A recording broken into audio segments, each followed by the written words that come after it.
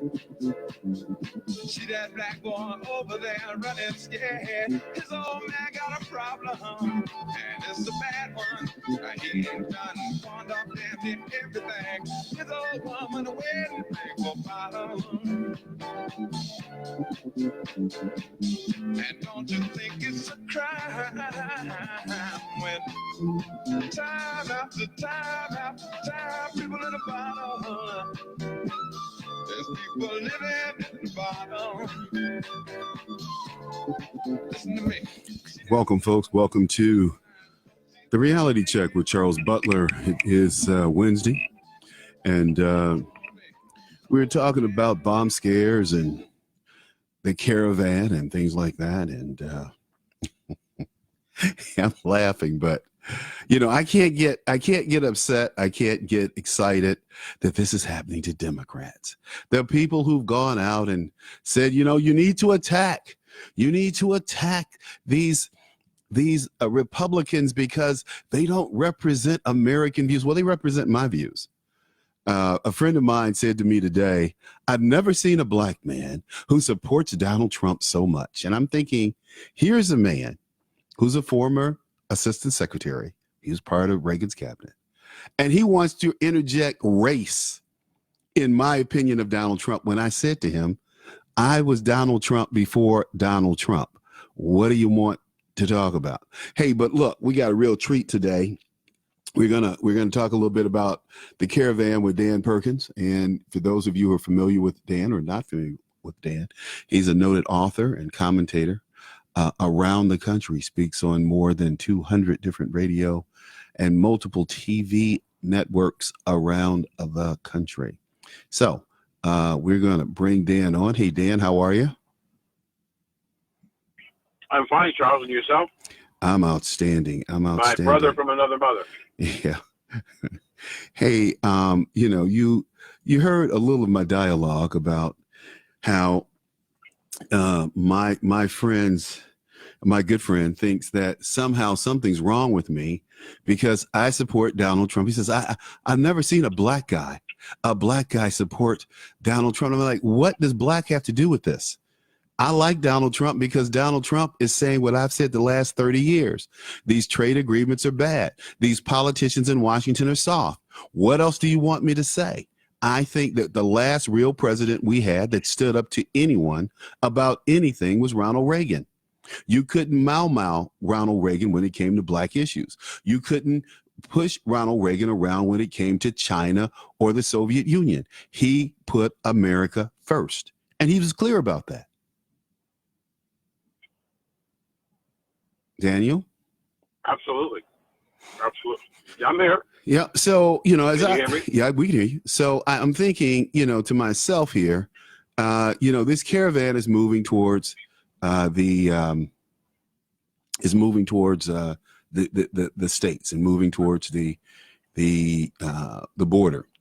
And I just don't get it. Yes, sir. I don't understand why these people think somehow they have a right to be here. I don't, or we have the right to, or we must take them.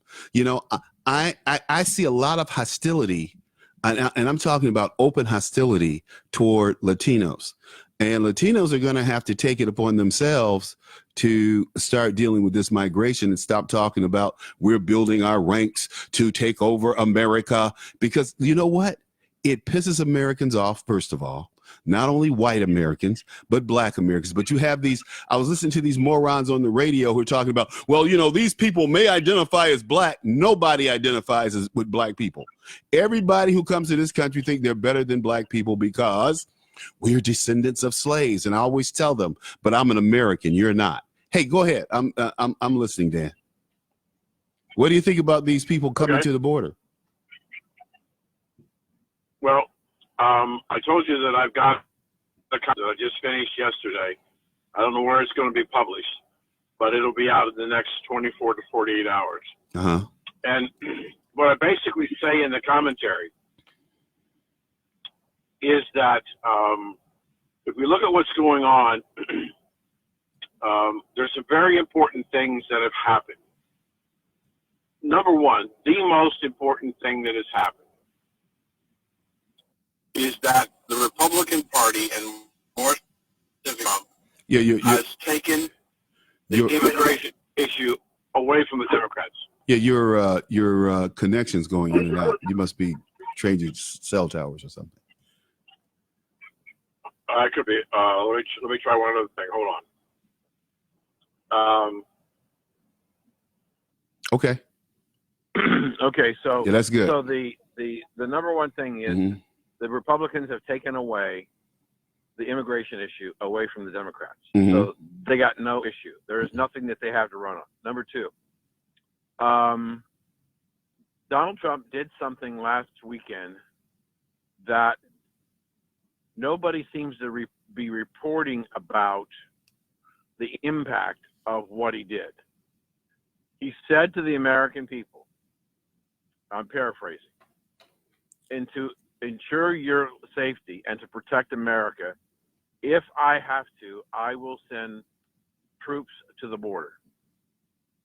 Now, I'm telling you, Charles, in flyover land and in some parts of the echoes on left and right coast, an awful lot of people stood up and said, yes, finally.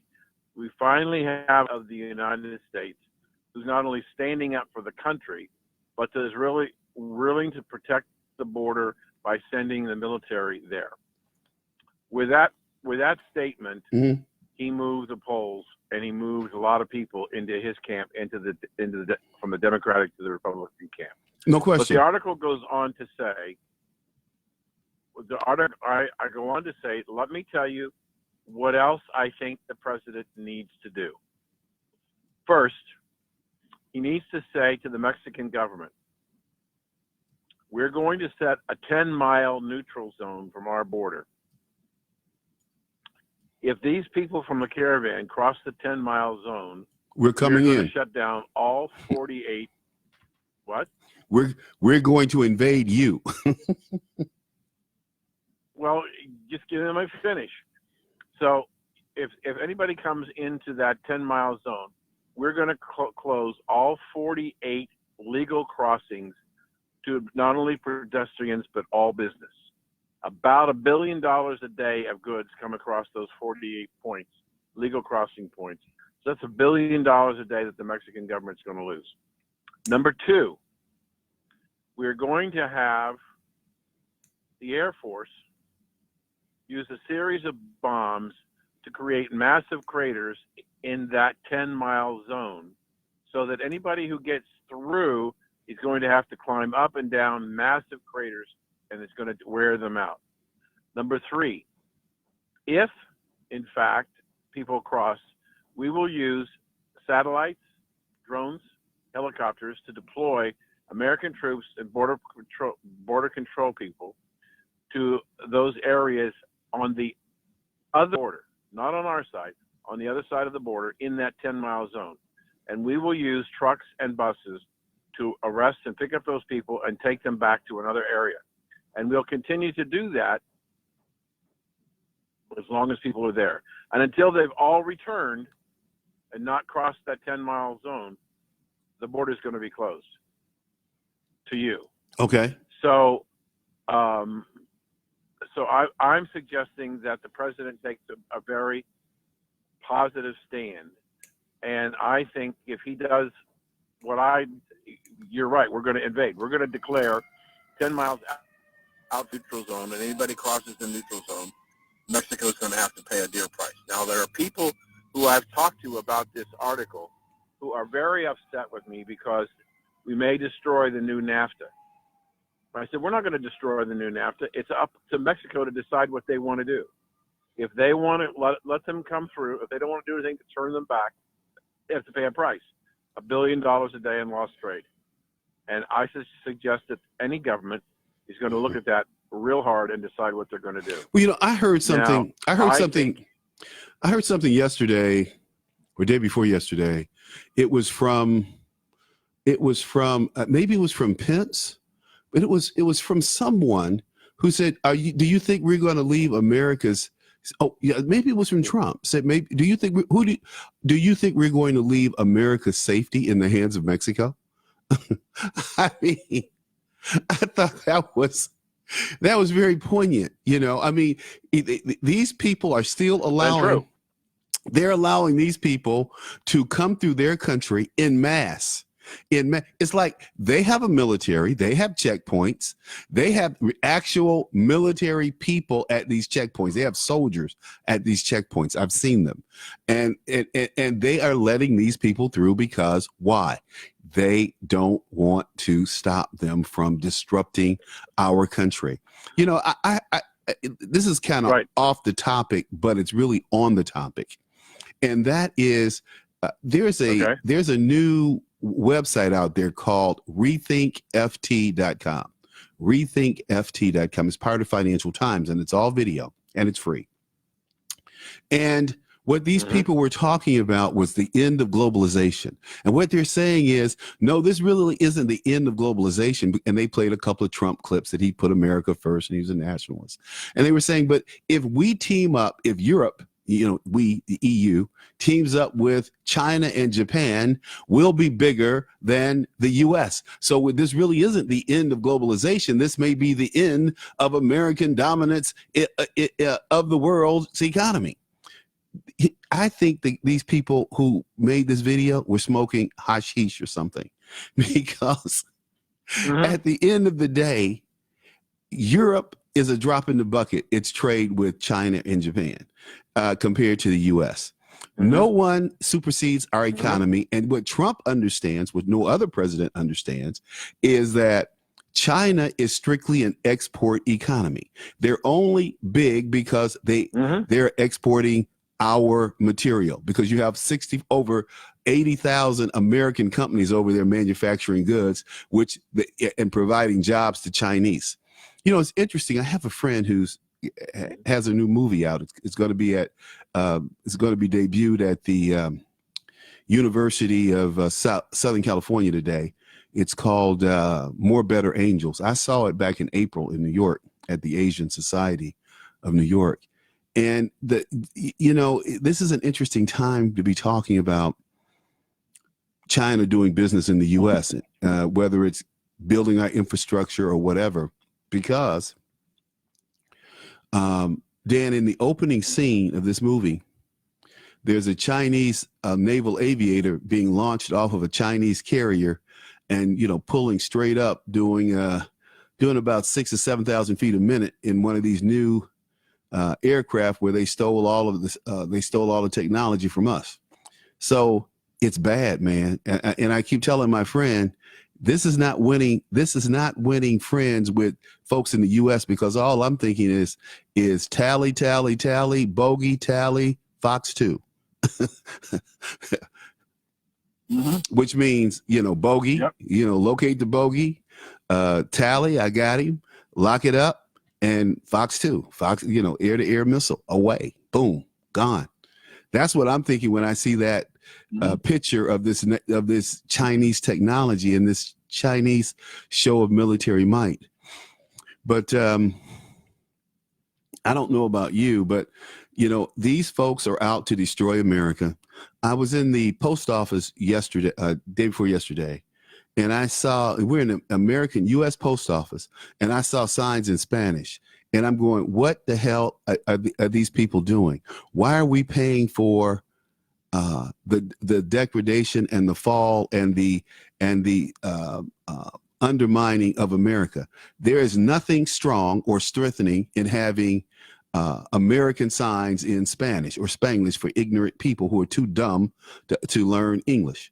We don't need these people in our country. Right. I agree.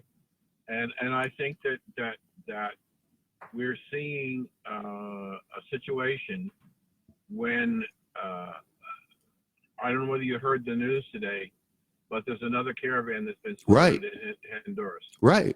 And got over 500 people in it so far. Well, I got to tell you this. Got to tell you. On my Tuesday afternoon show, I did a half an hour with an individual who was from not another mother, he was from another planet. He doesn't understand He doesn't understand, if we're such a compassionate nation, why we can't just open the border and let these 4,000 people through. I said, first of all, sir, you're a little behind. The Mexican news media says it's now 14,000 people, and we have no idea what it will be by the time they get to our border. Number two, we are a country of laws, and it says that if you come into this country illegally, you've committed a crime. You are a criminal. And if you're a criminal, you're not allowed to come in and be a citizen of the United States. Now, I said to him, you want to let these people in on a humanitarian basis. And I said to him, because they left their country. They left their country. Mm-hmm. Well, if you understand anything about international law, when they crossed the first country after their country, when they crossed into Honduras or Guatemala or whatever, and they crossed into Mexico, that basically created their opportunity to apply for asylum. Crossing the border into Mexico did not allow them automatically to apply for asylum in the United States. You apply for asylum in the first country that you cross into Right. out of your country. Right. This man talked about compassionate American, and we have to be compassionate. And I said, Well, wait a minute. this is insane. Wait a minute. What about being compassionate to the people on the south and west side of Chicago? Can we just pick these people up and relocate them to upper middle class neighborhoods and give them great jobs and put Mercedes-Benz in their driveways like we did to Sanarif brothers, the guys who bombed the Boston Marathon people? Can we just put them in the same kind of neighborhood and homes that we did these refugees?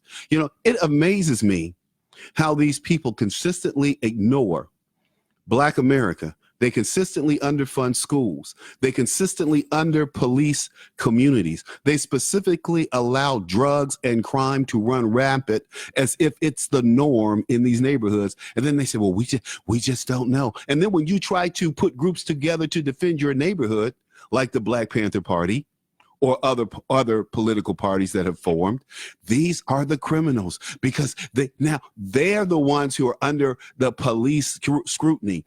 They're the ones who the prosecutors go out and like, I was prosecuted for defending myself because I'm a Black man in America. I am not Martin effing King. I don't like Martin Luther King. I think he was the worst thing that ever happened to Black folks.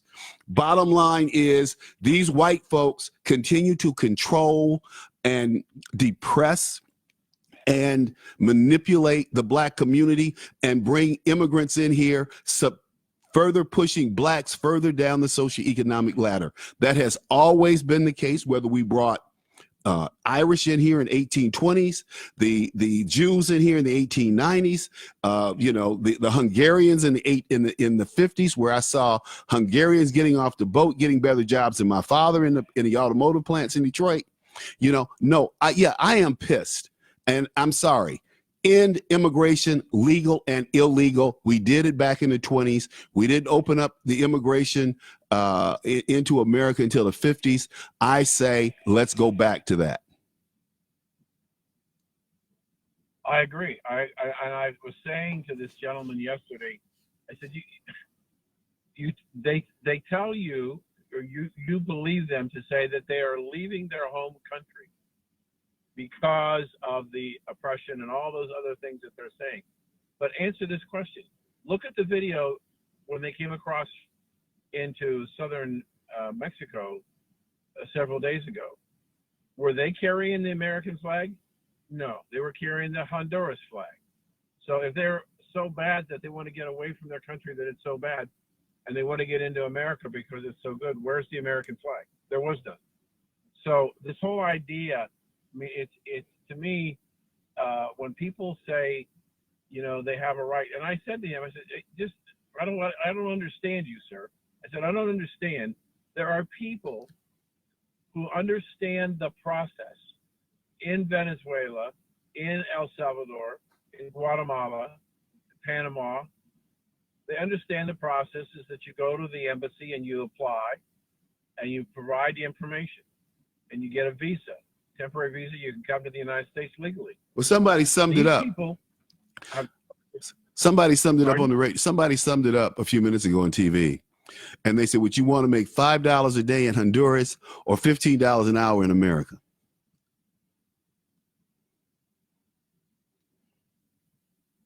well, of course, who wouldn't want to make the 15? But we don't have to take them. We are not obligated to take them in, and that's the thing that bothers me, Charles, is that there is a group of people out there. This guy I spent a half an hour on the radio with. Who was he? That believe that because I don't remember his name. He had some sort of self-help organization with immigrants. You know, it doesn't make sense when you have people that come into the country legally and they turn around and see other people who walk across the border and get asylum. They go and they apply for asylum. They get a hearing date. They leave, and 93% of the time they don't show up. What is their interest in coming? Not becoming American citizens because they don't want to go through the process. Right. They don't want to go through the process because 80% of those people who show up for the hearings get deported. Is Mike Cutler out there? No, I got this thing is all jacked up. This SIP, but we'll be okay. You're right. 90% of those who show up are deported, and they're deported because they're lying. They're lying about getting away. But think about this, Dan. This is the article that I'm writing, and I'll be done with it this afternoon. I'll send you a copy. I'm writing an article that says, and I've thought about this for the last 10 years. Why don't people on the south and west side of Chicago go to the Mexican consulate here in Chicago, over on Ashland, North Ashland, or South Ashland, excuse me, and apply for refugee status in Mexico? And the Mexican government has to resettle them and give them a good job and a nice neighborhood to live in and make sure that their children are going to good schools and all of that stuff. What do you think about that? What about the people in South Central LA? Why don't they just drive down to Mexico and claim refugee status and, get all the benefits of being a refugee like we give these refugees that come to America? I see people from Somalia.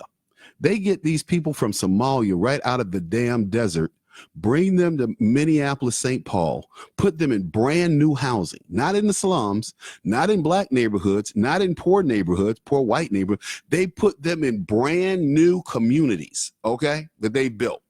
The government paid for the housing and they build all this housing and they resettle these people. So you got a whole bunch of Somalis in this Minneapolis, St. Paul area that have their own community, their own neighborhood. They're not melting into established neighborhoods or being American. They're Somali Americans. And it's a cottage industry because who made money? The people made money on the hotels. The construction people made money. The cities the politicians are happy because, now their construction donors are doling out money, and you have the clothing people, it's just about making money, the capitalist system. At some point, see, the beautiful thing about having a capitalist in the White House, in a man like Donald Trump is he can't be bought. He's bought off all of these people in the Senate. He's bought all these people off in the House. Like he said, Chuck Schumer used to beg me for money. Begging, crying Chuck Schumer. That's why he calls him crying Chuck Schumer. He was always crying and begging for money. Okay? So you have a guy now who is president and they can't stand it because they used to beg him for money and then they go back to Washington and puff their chest out and now they're working for him. Had you ever thought about that, Dan? No, I hadn't thought about that. It's a good point. They're working for him. They're working for him. The Democrats aren't. They're not working for him. They're working against him. But technically, Dan, Dan, they're still working for the president because While they make laws and pass laws, the president has this thing called policies, and he can put forth policies and push his policies out through his agencies. That started during the New Deal, and it's been consistent. But let's take a minute and jump from the Caravan issue, and let's jump to this bombing issue, where all these bombs have been sent to the the Clintons and the Obamas and the Soros. And you know what? And this is the thing about that. I'm not excited about any of it. I could care less what happened to Hillary Clinton or Bill Clinton or the Obamas or George Soros or anyone else. I'm just not moved. What I was moved by was the congressman being shot playing baseball. I was definitely moved by that incident. But you know, these bombs, and see, I think that these people, the Clintons, the Obamas, the Eric Holders, need to understand. And I've said this just yesterday. When you go to get a piece of ass, you bring a piece of ass. That's a quote from Audrey Jean Butler, my mother, my beautiful past mother. You know, it's true. And these people have pushed intimidating elected officials, getting in their face, trying to scare and intimidate them. And guess what? Now they got a scare of their own. How about that, Dan? Well, see, I think what's going on here is that the leadership of the Democratic Party has begun to see that there was an undesire of all of these confrontation of politicians. And that is that the vast majority of Americans abhor it. They don't like it. And so the Democrats lost. So what the Democrats, and I heard one this morning say it, the bombs prove that both the right and the left are mob mentality. And so they're using the bombs to try and offset all the crap that Antifa and all the other organizations affiliated with the Democratic Party. They understand it. As I said when we started the show, they miscalculated on the immigration issue. It was the number one issue consistently in all the polling data. They lost that issue to Donald Trump. He took it away from him. The economy, he took away from him. Jobs, he took away from him. They took away all the issues. So the only thing that the left was left. But you know what? Was confrontation. You know what, you bring up a good point. This is the point that I'm looking at. I think that those bombs were put in place by lefties, by left wingers. None of them exploded. Not one. Right. I think they were put in place by left wingers to do exactly what you're saying, which is to say, oh, well, they're violent people on both sides. But this isn't getting any kind of reaction that attacking the senators and the congressmen out in restaurants is getting. I don't think, lefties are kind of stupid. These are icons, the Soroses, the Obamas, the Clintons, the Debbie Wasserman Schultz. These are supposed to be liberal icons under attack. And no bomb went off. Not one bomb. Not one. Not one even fizzled. Something's wrong with that picture. Even Dan, if you're the fading. bombs You're fading. Would have went. I said, even if the bombs would have had gone off, they weren't anywhere near any of the people involved. They were discovered in the post offices, and so they were miles and miles and miles away from Obama or Hillary or Bill or Soros or whatever. Yeah, you so just faded. They were never in any danger because they never got anywhere near them with it. And so here's the funny thing. What's that? I found out just before I called you that they found two of the packages in the post office and the return address on the person who made them. Debbie Wasserman Schultz. The return address on the package. Yeah. Right. Debbie Wasserman Schultz was return. I mean, it's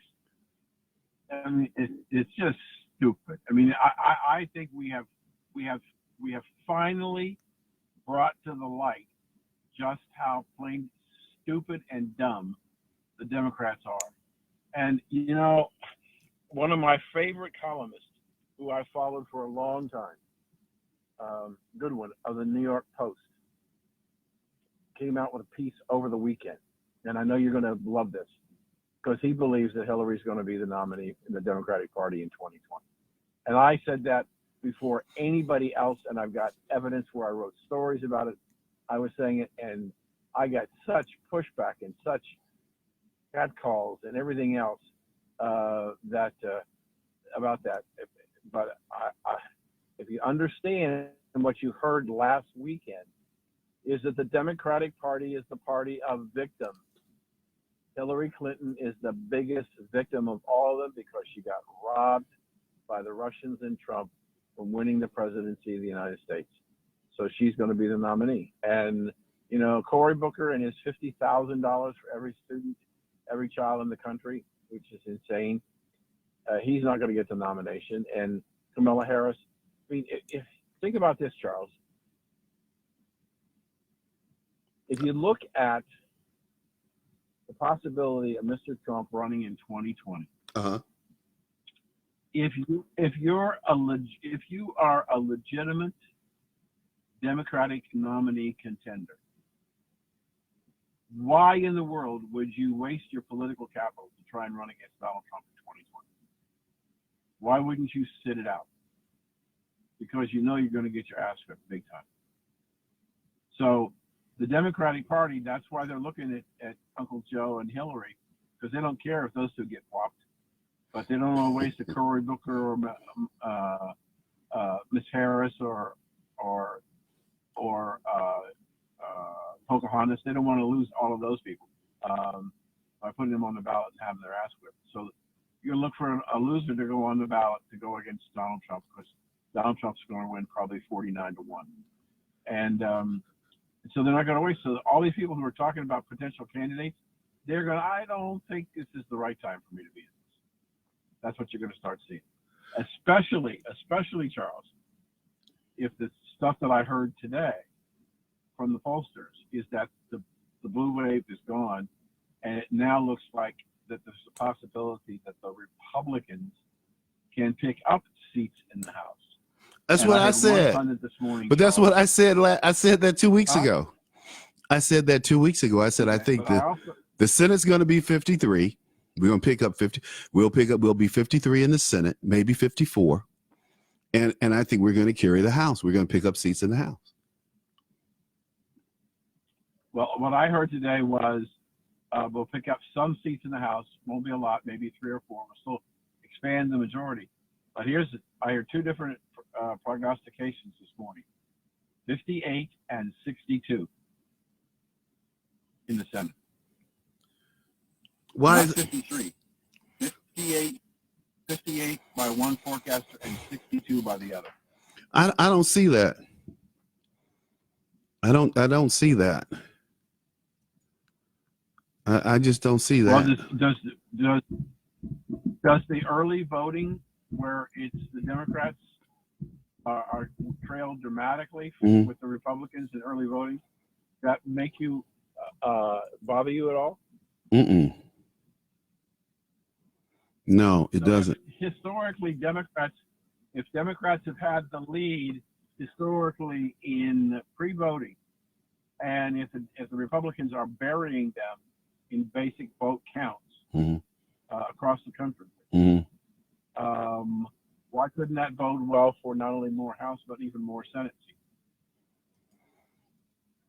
Well, in looking at the races, the races, I just don't see the Senate, picking up more than 2 or 3, 53%. You got, let's see, Alabama. Incumbent retiring seat likely held by Republicans. What the hell? Yeah. This is old news right here. This is all messed up. But anyway, Real Clear Politics should do a good job on telling us who the races are. and where to look. But I don't know. I hope your friend is right. I hope we do pick up, 56, 57, 58 seats.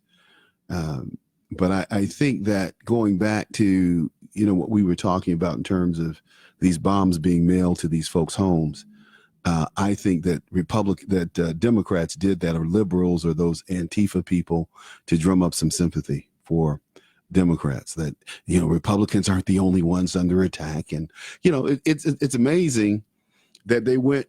How did they know where these people live? That's the other thing. Well, but let me ask you a question.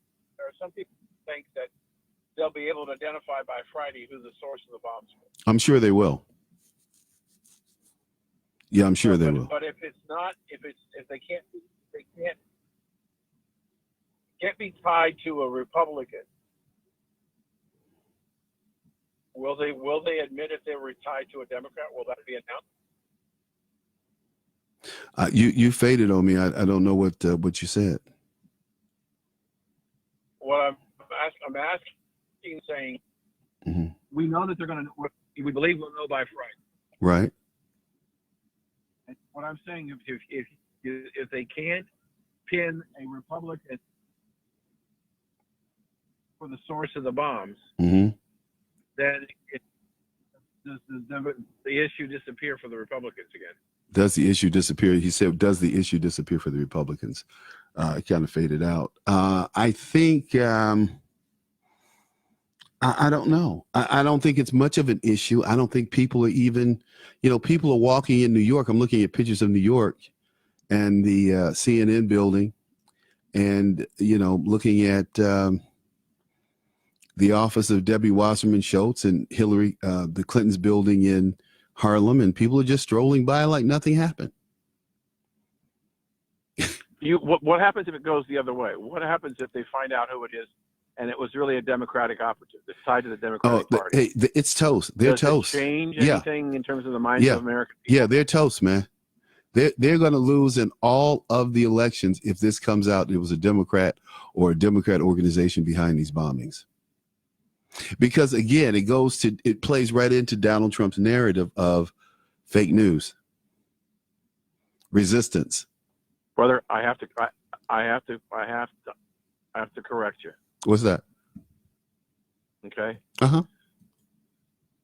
You've fallen into the trap that a lot of people in the news media have fallen into. What's that? The word bombings. Bombings. These are not bombings. What are they? Bombs that were deployed but never exploded. So bombings implies explosion, damage, people hurt and injured. But all you have to do is plant the seed. Bombings. All you have to do is plant the seed. You see how we took it. You see what we're talking about. We're talking about bombings. Even me, I'm talking about bombings, and you're right. These were bombs that were placed that did not detonate, and that's what makes me very suspicious, Dan. That none of them. Not one of them, of all the bombs that have gone off, you had like 4 bombs or 5 bombs deployed, and not one exploded. Just amazing. Bad bomb maker, if you ask me. Horrible bomb maker. Don't have that guy make any bombs for me, okay?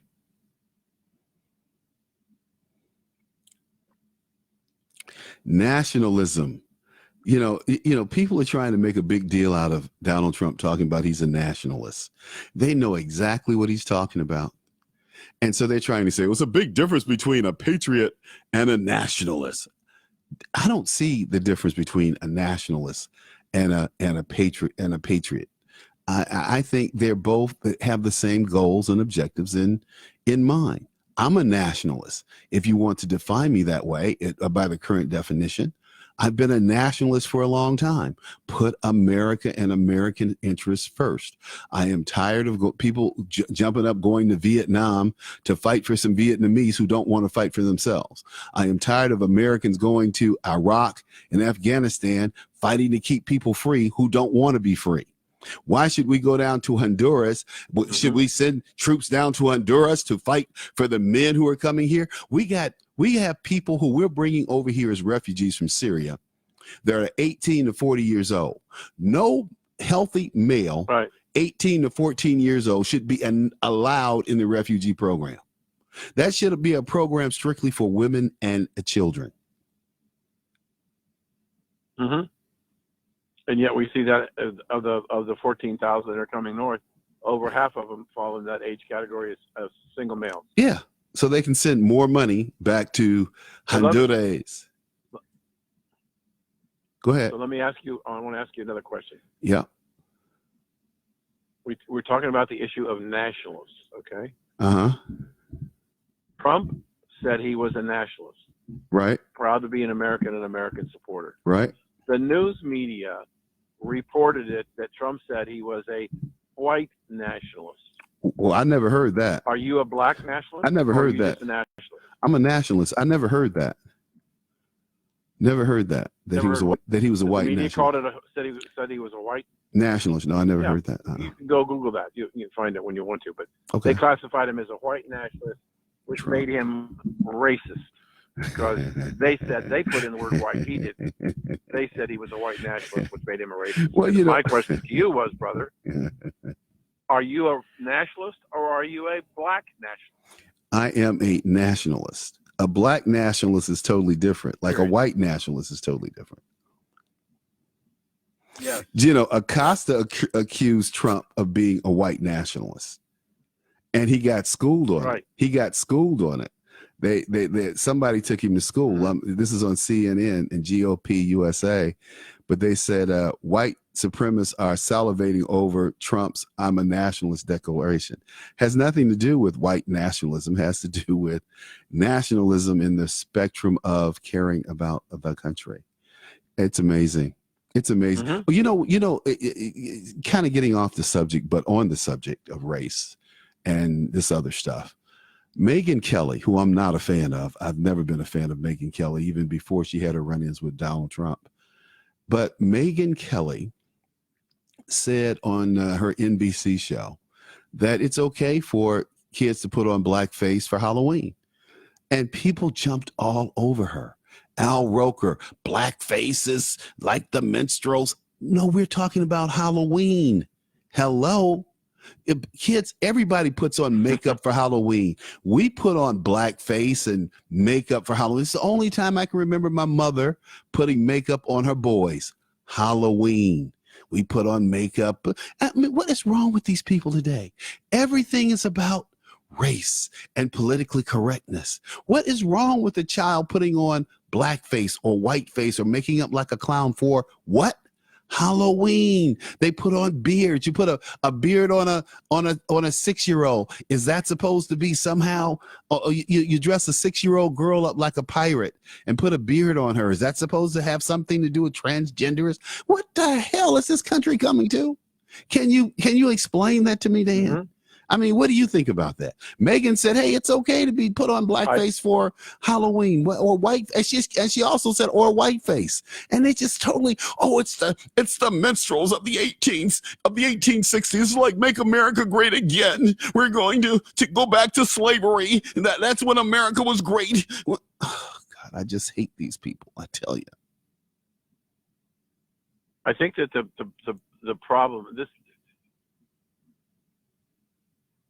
my greatest disappointment so far with Mr. Trump, and there are not many, but while he has personally indicated that he is not politically correct, he hasn't been very effective at moving this away from political correctness. And how would he do that? By your own. By what? By what? I'm thinking about your question. I don't know that I have. Yeah, I think the way he should do it, to answer your question, is address it head on, and embarrass people, and get in their faces. I mean, I think the idea to let the Al Rokers of the world be upset with Megyn Kelly because she said it was okay to wear black makeup for Halloween. Wait a minute, for Halloween. Megyn Kelly I understand. She could not, because of the political correctness, she could not attack or respond to Al Roker about why it was all right. She couldn't do that. President of the United States has a bully pulpit. I think he needs to use that to get rid of this political correctness. But he can't say it. It wouldn't be. Kanye West could say it. It may have some validity. President Trump can't say it. Jim Brown could say it. It would have some validity. Protecting Megan and addressing the issue the way that I just addressed it, it would have some validity. But coming from Mr. coming from Mr. Trump, that wouldn't happen. Suspicious packages in San Diego and Fresno ended up as false alarms. No, these people who put these packages in play were very strategic. They targeted high-profile liberals and Democrats so that they could generate some sympathy, because they're out there attacking McConnell and Cruz and other GOP types. When Rand Paul's wife said that she used to sleep with her doors unlocked and now she sleeps with a gun under her pillow, that got a lot of folks' attention. That got a lot of people's attention, because for one, I've never slept with my doors unlocked. My neighbors used to. I just never would do that because, of my experience in America and being singled out because of the color of my skin. So no, I would never, ever. And I used to tell my family, keep the doors locked day or night, keep your alarm on. It only takes 5 seconds to turn the alarm on or 5 seconds to turn the alarm off. So why wouldn't you put it on? Do you know, man, that my mother refused to put the alarm on when she went to bed? She refused out of the fact that she lived in that house for 40 years and no one was going to make her afraid to go to sleep with her alarm off. And I'm going, that doesn't mean somebody's not going to break in here. And what did she say? She just looked at me, she just looked at me like, well, if they do, but why would you put yourself in that position? If they do, come on. If they do, come on. Let's eliminate that threat. Anyway, but go ahead. But see, I think I understand what your mom was saying. I am not going to let somebody dictate my life. Well, she could do, I had to wrap my mind around that. And once I did and made peace with that, I said, I can't make her protect herself. She's grown. She's made that decision. That's the way that she wants to sleep. And if somebody breaks into the house and cuts her throat or blows her brains out, the Lord just meant for that to happen. That's something I have to wipe my hands of, and my guilt.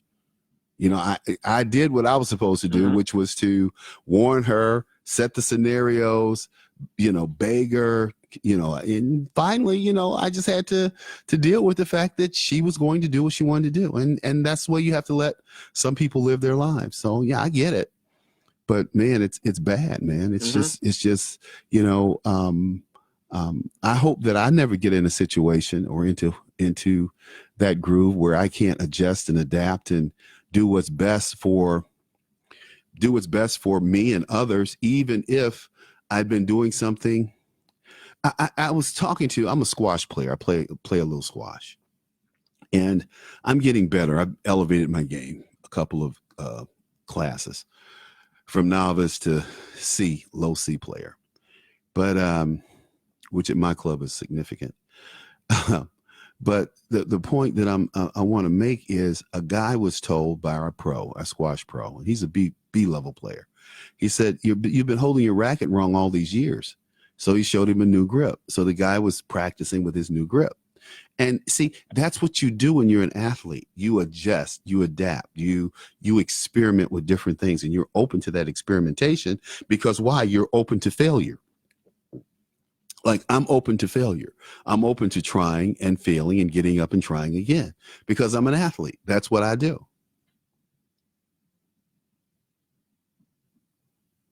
Yeah. but your mom didn't want to do that. I left it alone after a while. Like I said, I resigned myself to respect her wishes. So with that aside, man, what are we going to close out with today? We got about 5 minutes here. What are we closing out with today? Well, you've already made your prediction on the outcome of the midterm elections. Yep. And we've talked about the Caravan. We've talked about the bombs. Yep. So one of the things that you haven't talked about is why the FBI didn't tell the court that that showed that the stuff that they were reporting to the government to the FISA court was in fact false. Did the FBI know it was false? And when this came out yesterday, yes. Yeah. Oh, okay. And the FBI was caught, and yesterday I can't hear you, Dan. FBI said, well, we don't think Dan? FBI said yesterday when confronted with the evidence that came from the Freedom of Information Act, the FBI's response yesterday was, well, we didn't have to tell them. We don't have a right of disclosure. Did they really say that? So nobody was. I was on Hannity last night. Nobody else was talking about it. But the deep state again manipulating what's going on, and as it relates to Donald Trump and the collusion issue, and the government did not provide all of the evidence, one of which would have exonerated some of the people under investigation. So it's, we still have this mess that I feel like we're not making a lot of progress. But I'll ask you for one prediction in the 3 minutes that we got left. Okay. Is Robert Mueller going to say anything before 2 weeks from yesterday? No, he's not going to say anything.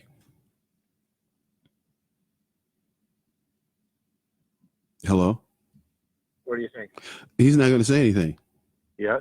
No. Nope, he's not going to say anything. That's a dead investigation. Pressured? No. Do you think he's being pressured by the Democrats to say something? Yeah, but he's not. Whether it's true or not? The thing about Mueller, you have to remember is Mueller was one, a Marine officer. 2, he was head of FBI. 3, he's a partner in a major law firm, so he's pulling down $400,000 or $500,000 a year, and they're holding that for him somewhere. So he's going to lay low until after the first of the year, and then he's going to come out and he's going to exonerate Donald Trump that there was no there, and move on. You really think he's going to exonerate? You used that word. I didn't use it. You used it. Yeah. I think that's. I think it's there's nothing there. There's no there for not for the election and collusion and all those things that they've been talking about all this time. It's just not there. It's just not there, my friend. So if what you're saying is true, 30 seconds, and the Democrats get control of the House, on what basis could they pass a bill of impeachment? They're not going to. They can't, because there's no there. There's no there. Never has been. Never will be. Dan, thank you for being with me today, Mr. Dan Perkins, y'all. Dan, where can they read your? Thank you. Take care.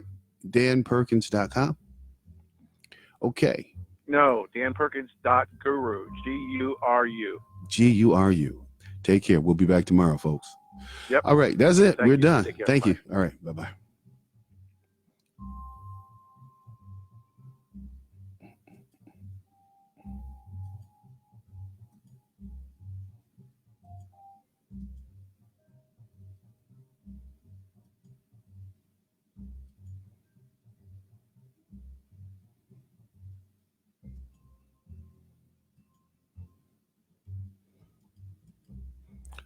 Boom, boom, boom.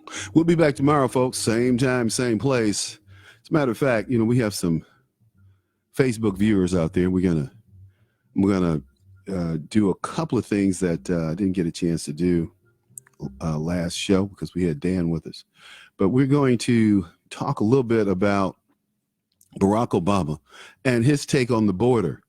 And you know, he was very clear at one time that he supported controlling the border. So let's play a little Barack insane Obama. Of workers with depressed wages and no rights, and that's not something that we find acceptable. American employers also need to take responsibility. Too often, illegal immigrants are lured here on the promise of a job, only to receive unconscionably low wages. In the interest of cheap labor, unscrupulous employers look the other way when employees. But Barack Obama never put forth any legislation to go after those employers who are unscrupulous. He never put forth any protections for the people who were being exploited by these unscrupulous employers. You ever notice that? Because why? These are his donors, his donor base. Okay, that's why. Man, Hillary Clinton. I want to play a little Hillary Clinton on these bombs. You know, she was on TV. She was speaking yesterday or earlier today. And she was like, oh, we have to do something about these bombs. We need to take our country back. I think Dan's on to something. Hillary may be the next nominee because it is clear that, what's his name? Donald Trump is going to kill whoever he runs against in 2020. He is so popular. He's popular with blacks. He's popular with Latinos. He's popular with whites. He's popular with white women. So we can play identity politics all day, all night, but that doesn't take away from the fact that Donald Trump resonates with all these people because he's saying exactly what they're saying to each other and what they say to me in private. Let's listen. Come on, Hillary. You know, before I begin, I want to say a few words about the news this morning of suspicious packages being sent to various public figures and a news organization. Many of you and others across our country have asked after me and my family, and I'm very grateful for that. We are fine, thanks to the men and women of the Secret Service who intercepted the package addressed to us long before it made its way to our home. Every day, we are grateful for their service and commitment, and obviously never. Now, this is a woman who dogged the Secret Service all the time she was in the White House, dogged her security detail as U.S. Senator, dogged her security detail as Secretary of State, and consistently denigrates, berates her security detail today. And she's talking, she's such a fake. Never more than today. But it is a troubling time, isn't it? And it's a time of deep divisions, and we have to do everything we can to bring our country together. Wow. Amazing. Amazing. Amazing. Oh, man. Jack Dunn was on my Facebook page. Interesting. Hey, Jack, how you doing? You can always call in. Our call-in number is 215. What is it? 215-867-8255. Let me put in here. Hey, Jack. It's my childhood, one of my schoolboy friends. He's a great guy. Great guy. Miss him a lot. Gotta hook up with him before we transition to that other life, you know. Anyway, so I want to say hello to Jack. He's out there. I don't know who else is out there trending. I see a couple of people out there though. But look, folks, that was Hillary talking about the bombs and the bombing. Then you have de Blasio saying this is an act of terror. Terror to whom? Nobody died. No bombs went off. I think that some Antifa-like Soros-sponsored person put those bombs there because they're fake. Fake bombs, fake news, fake. That's all we have coming from the left. And look, I'm going to fake it right on out of here. No, I'm leaving for real. And we'll be back tomorrow, same time, same place. The Reality Check on Red State Talk Radio and TalkStreamLive.com. Thanks for viewing. Thanks for listening. And don't forget to like the page at Facebook. Thank you. Take care. And this is Charles Butler. Charles Butler signing off. It's that time. So we're going to ease on out of here. Okay. Yeah.